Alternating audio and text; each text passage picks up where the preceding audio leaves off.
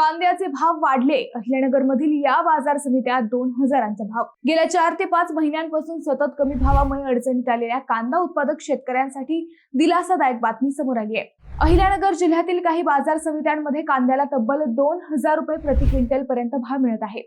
पारनेर कृषी उत्पन्न बाजार समितीत शुक्रवारी मोठी आवक होऊनही गावरान कांद्याला प्रथम दर्जाच्या कांद्याला प्रति क्विंटल 1700 ते 1900 रुपये तर काही लॉटना 2000 रुपयांपर्यंत भाव मिळाला।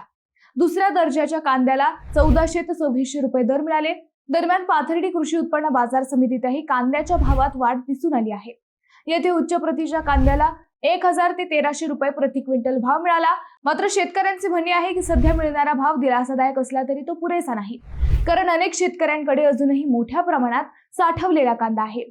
साठवणुकीदरम्यान कांदा खराब होतो, वजन घटते आणि त्याचा फटका उत्पादकांना बसतो। त्यामुळे किमान 2500 रुपये प्रति क्विंटल भाव मिळाल्यासच उत्पादन खर्च निघू शकतो, असे शेतकरी सांगत आहेत।